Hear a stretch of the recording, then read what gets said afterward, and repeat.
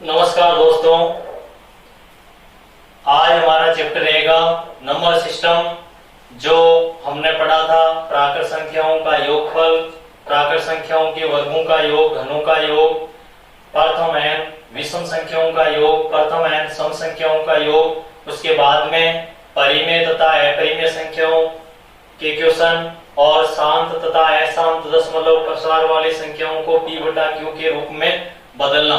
तो उस चैप्टर में जितने भी प्रकार की परिभाषाएं, फॉर्मूले और क्वेश्चन जो हमने पढ़े थे, उन क्वेश्चनों के आधार पर परीक्षा में आने वाले प्रश्न कौन कौन से होते हैं, कैसे क्वेश्चन कंपटीशन एग्जाम में आते हैं, उनका हम आज अध्ययन करेंगे।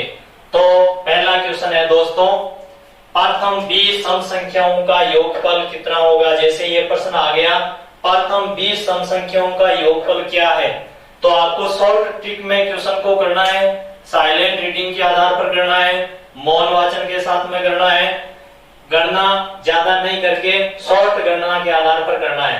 प्रथम 20 सम संख्याओं का योगफल क्या है, तो सम संख्याओं का हमने सूत्र पढ़ा था n कोष्टक n+1। तो प्रथम 20 संख्याओं का योगफल हो जाएगा 20 × 20 + 1 21 और 21 तो 42 420। तो यदि प्रश्न इस प्रकार से आ जाए, प्रथम 20 सम संख्याओं का योगफल क्या है, तो अब क्या आएगा 20 × 21 यानी 420। उसके बाद में जैसे 2 नंबर प्रश्न, यही प्रश्न लेते हैं, प्रथम 20 सम संख्याओं का औसत माध्य क्या होगा, औसत माध्य क्या होगा। यदि इस प्रकार का प्रश्न पूछ लिया जाता है तो ये आपके है सम संख्याओं का योगफल। तो राशियों का योग बटा राशियों की संख्या लेते हैं, तो उससे सीधा सूत्र आता है आपके n+1, n+1/n। तो n से n काट के बताया था n+1। तो यहां लिखेंगे हम 20 + 1 अर्थात 21। प्रथम 20 सम संख्याओं का औसत माध्य क्या होगा, 21 हो जाएगा। उसके बाद में जैसे तीसरा क्वेश्चन, प्रथम 50 विषम संख्याओं का योग क्या होगा। प्रथम 50 विषम संख्याओं का योगफल क्या होगा, तो विषम संख्याओं के योगफल का सीधा ठीक था n²। तो यहाँ n की जगह आपके 50 संख्या है, तो हम लिखेंगे 50 का स्क्वायर अर्थात 50 × 50 आपके आएगा 2500। प्रथम 50 विषम संख्याओं का योगफल होगा 2500 अर्थात 2500।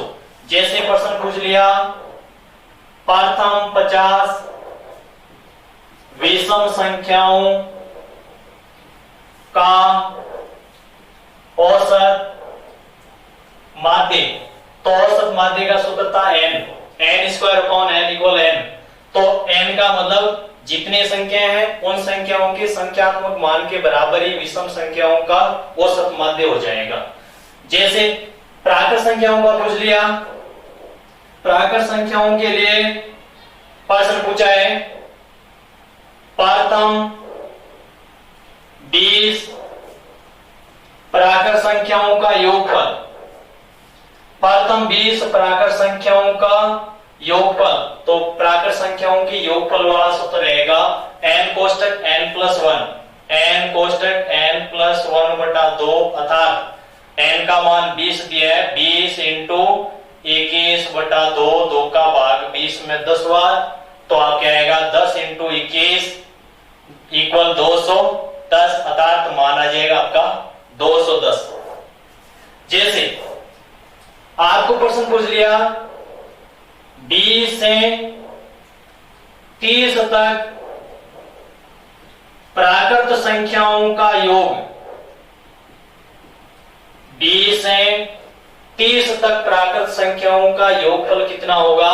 तो हम क्या करेंगे, पहले 1 से 30 तक ज्ञात करेंगे और 1 से 30 तक जितनी संख्याएं आएगी उन संख्याओं में से 1 से 19 तक का योगफल घटाएंगे, क्योंकि 1 से 19 तक इसमें काउंट नहीं की गई है, 20 से 30 तक हमें ज्ञात करना है। तो यहाँ 1 से 30 तक ज्ञात कर लेंगे 30 इंटू 30 प्लस 1 31/2 माइनस, या इनका मान 19 है तो आएगा 19 इंटू 20/2।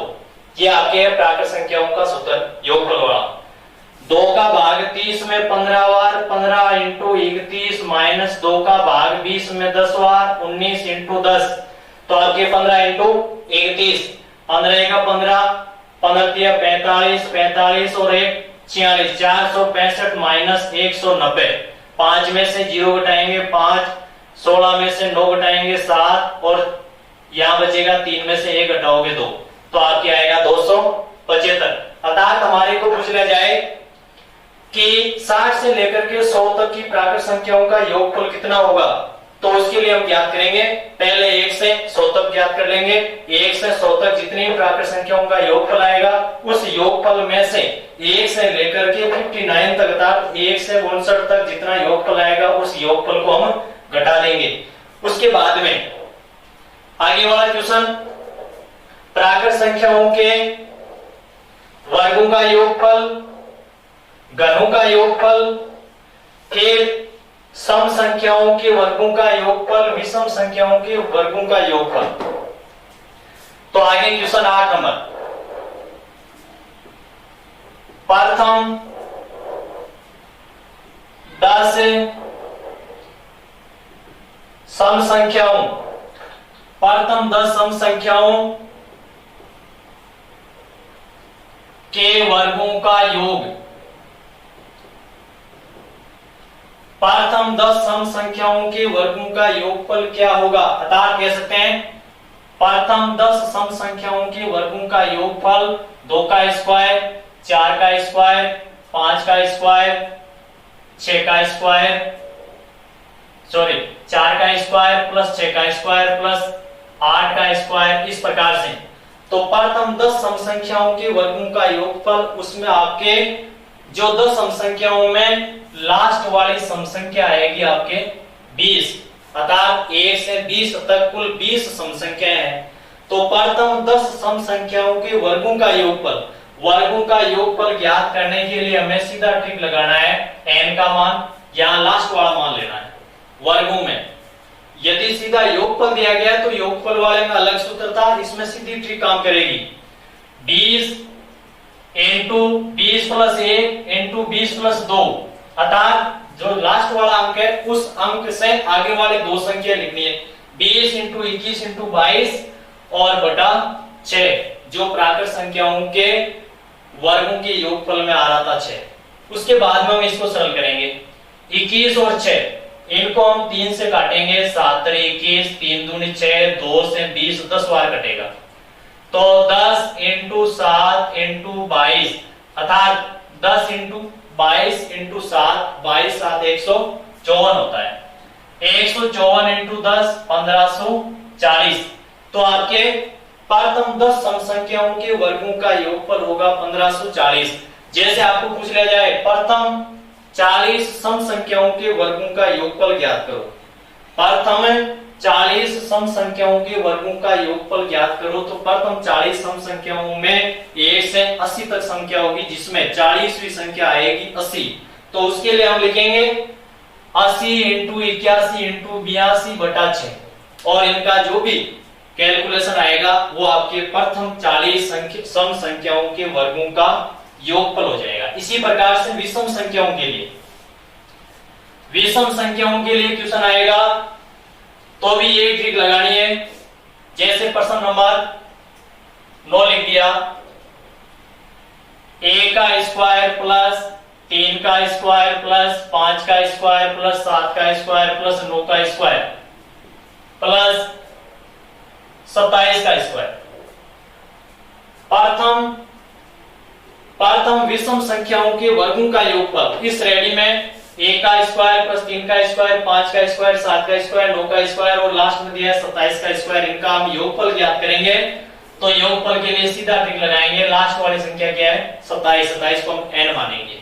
27 इंटू 27 के आगे 28, 28 के आगे 29 बटा 6, 27 इंटू 28 इंटू 29 बटा 6। 27 और 6 को हम काटेंगे 3 से, 9 3 27, 3 दूनी 6, 2 से 28 14 बार, 14 और 9 का गुणा, 14 इंटू 9 126, 126 इंटू 29, इन दोनों संख्याओं का जो भी कैलकुलेशन या मल्टीप्लाई आएगा वो आपके 1 के स्क्वायर से लेकर के 27 का स्क्वायर तक इन सभी विषम संख्याओं के वर्गों का योगफल आ जाएगा। फिर 10 नंबर, जैसे संख्या दे दी 0.232323, 0.2323 का P बटा Q के रूप में मान है। अर्थात पहले तो हमें देखना है कि 0.232323 एक किस प्रकार की संख्या है, जो हमने इससे पहले वाले वीडियो में पढ़ा, उसमें पहले वाले वीडियो के चैप्टर में पढ़ा था कि आपको बताया था कि 2.33 दो प्रकार बताया था, डेसिमल यानी दशमलव प्रसार वाली संख्याओं में शांत और अशांत। तो ये संख्या आपकी है अशांत आवर्ती दशमलव संख्या, अर्थात दशमलव के बाद में 2 अंकों की आवर्ती हो रही है, या इसको हम ऐसे भी लिख सकते हैं 0.23 के ऊपर बार। तो इसको हमें P बटा Q के रूप में बदलना है। तो दशमलव से पहले इसमें कोई भी संख्या की वैल्यू नहीं दी गई है, तो जो आवर्ती समूह है वो लिखेंगे। आवर्ती वाला समूह है 23। कितने अंकों की आवर्ती हुई है? 2 अंकों की आवर्ती हुई है, तो उस संख्या के हर में उतनी बार 9 लिख देंगे, अर्थात P बटा Q के रूप में संख्या का मान हो जाएगा आपके 23 बटा 99। जैसे प्रश्न पूछ लिया 1 बटा 525 का दशमलव प्रसार शांत है या अशांत? अशांत में भी आवर्ती होगा, अशांत आवर्ती, अशांत अनावर्ती दशमलव कभी नहीं होगा, वो संख्या हम काल्पनिक संख्या मानते हैं। 1 बटा 525 का दशमलव प्रसार शांत है या अशांत, इसके लिए हम हर Q के अभाज्य गुणनखंड करेंगे, और हर Q के अभाज्य गुणनखंड 1 बटा 525, तो 525 के हमें अभाज्य गुणनखंड करने होंगे।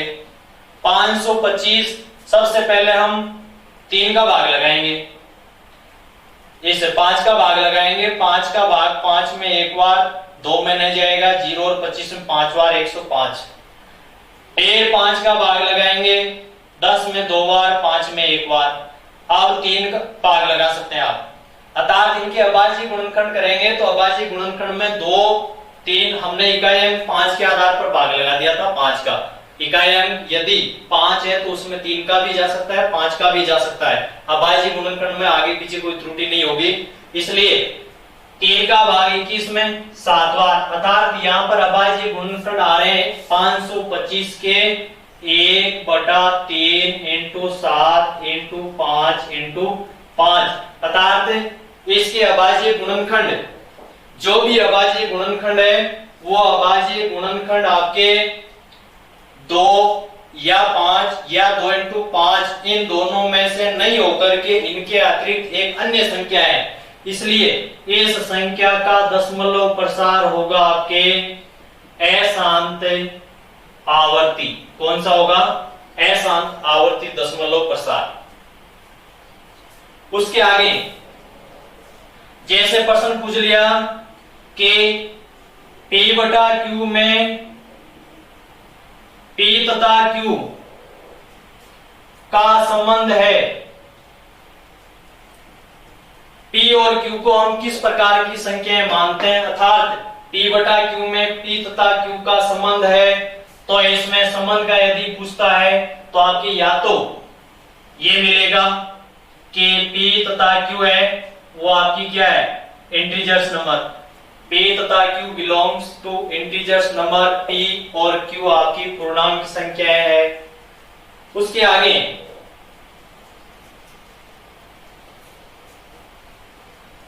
जैसे नंबर सिस्टम में अशांत आवर्ती दशमलव प्रसार वाली संख्याओं के योगफल का एक प्रश्न होता है, जैसे मैं लिख रहा हूं यहां 0.66 प्लस 0.333 यह आवर्ती है, प्लस 5.333 को P बटा Q के रूप में व्यक्त करो।